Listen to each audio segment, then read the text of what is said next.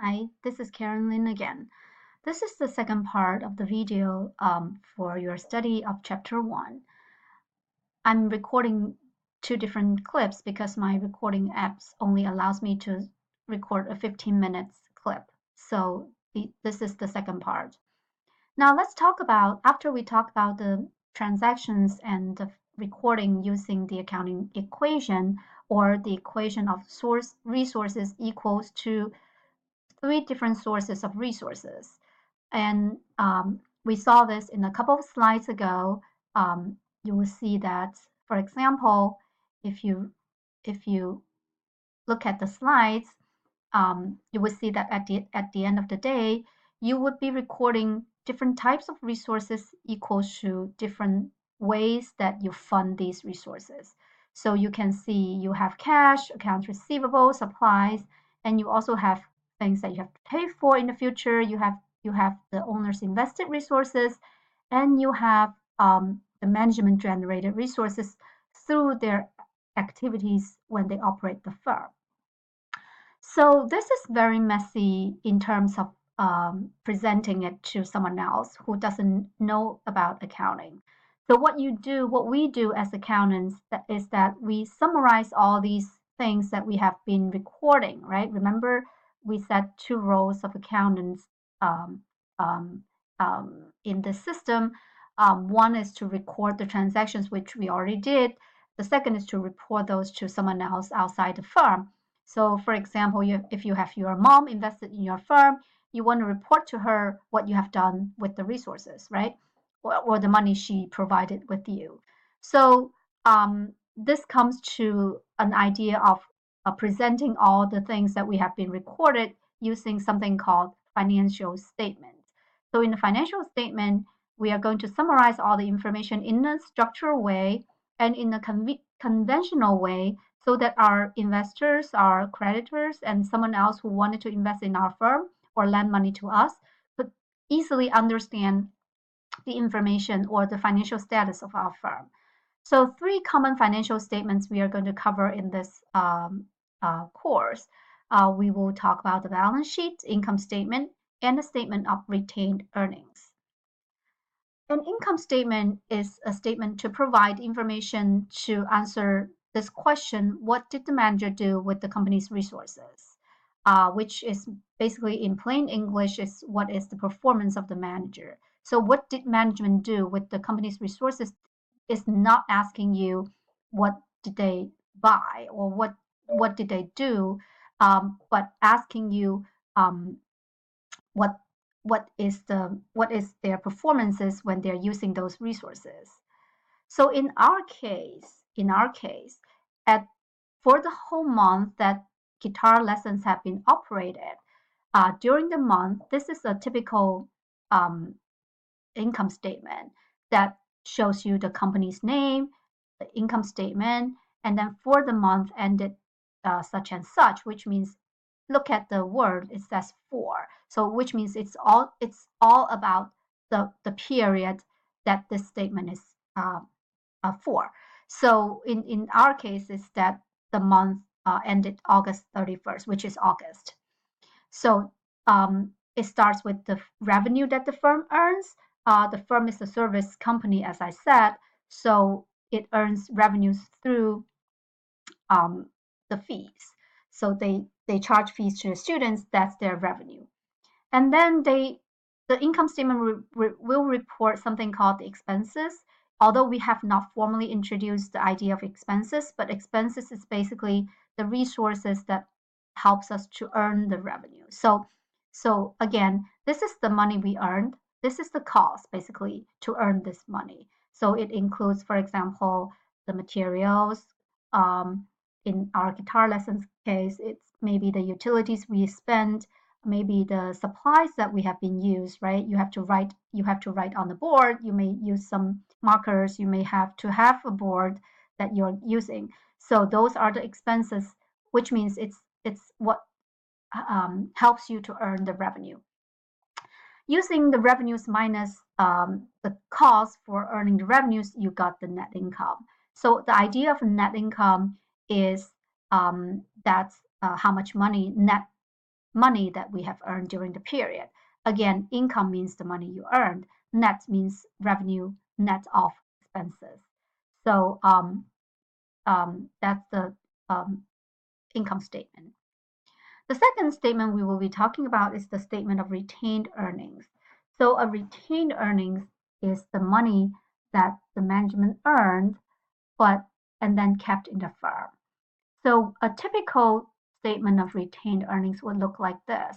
It also tells you the firm's name, the statement's name, and then the periods the statement is for.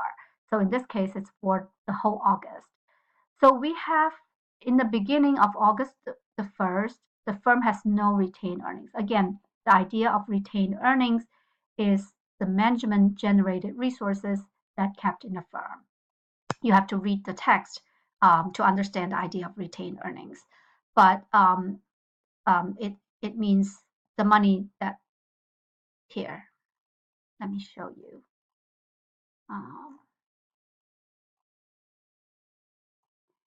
So do you remember we talked about total resources equals to the sources of borrowed, sources of owners invested, and the sources of management generated, right?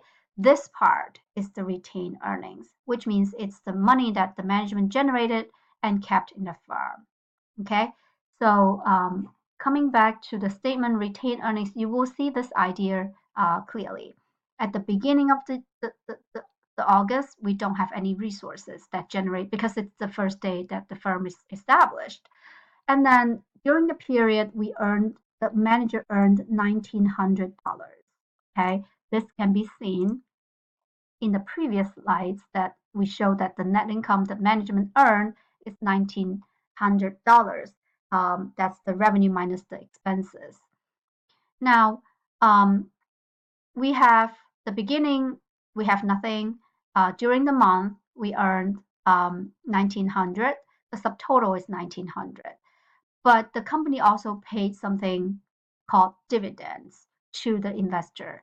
This dividend is basically the return of the investor's investment. So, for example, your mom give you some money in your bookstore. At the end of the month, you earn some money. You're going to pay her some return. It's called the dividend. And so you can see this is the part, the subtotal is the part that the management earned during the whole period, including whatever the company has earned before August the 1st, plus what they have earned during August. The subtotal is basically how much the firm has earned in the past, minus the dividend that's paid out in August.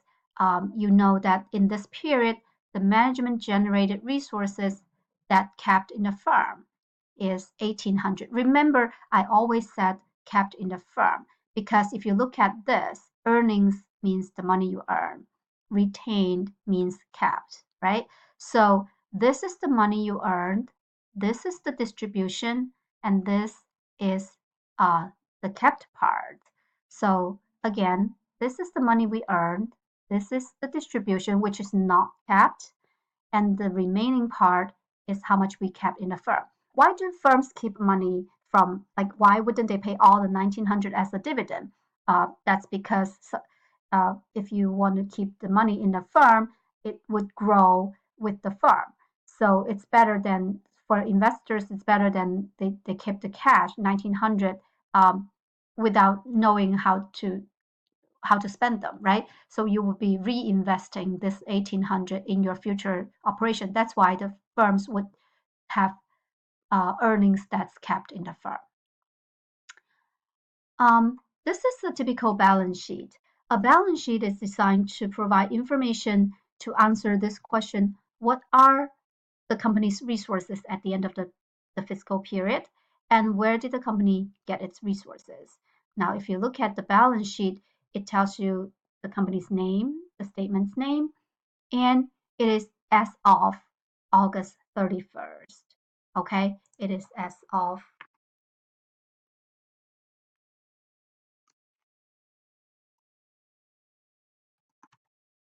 August 31st, which means it's a snapshot of the firm's performance on August 31st. So it has basically three parts. It has the assets, has the liabilities, has the stockholders' equity. You see the asset part is basically what we said, the resources, right? For this firm, we have cash, we have accounts receivable, we have supplies. These are the things that we own or the resources that we own to operate our firm. And the lower portion tells you where do you get the money from, right? Remember, borrowed resources, that's liabilities basically. So you have accounts payable, you don't have other liabilities, but if you could have other liability, you might have like long-term loans and so on and so forth. So this is the total liability.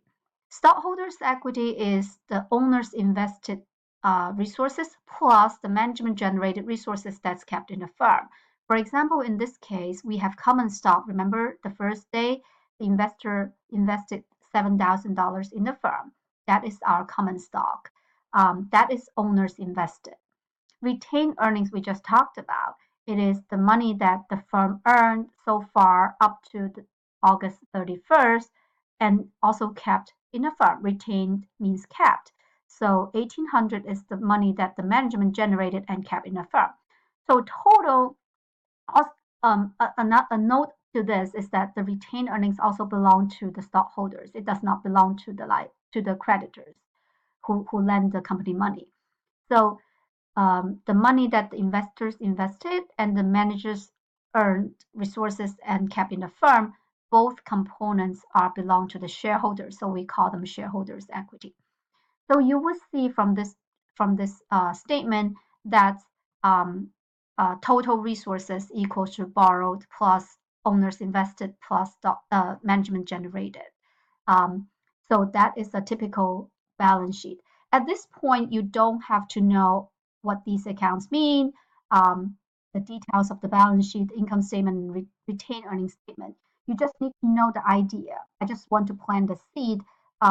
These are the statements that you are going to be using in the future of the course. So why do we need financial statements? It is a snapshot of the company's operation, which is the balance sheet. So as of August 31st, you have such and such resources.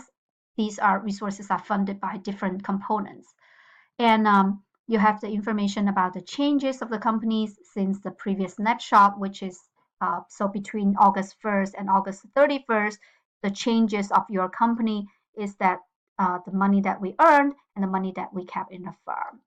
So we provide information to outsiders about this information, and then we use this information. Outsiders could use this information to analyze the company. Should I lend money to this company? Should I invest in this company? So on and so forth.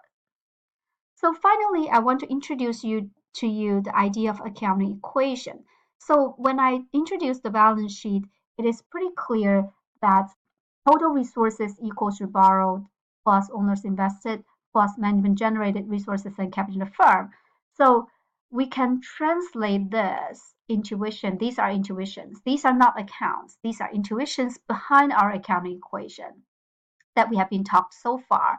Can be translated in a more professional language that says total assets equals to liability plus stockholders' equity, which is your balance sheet. You can see this is basically your balance sheet.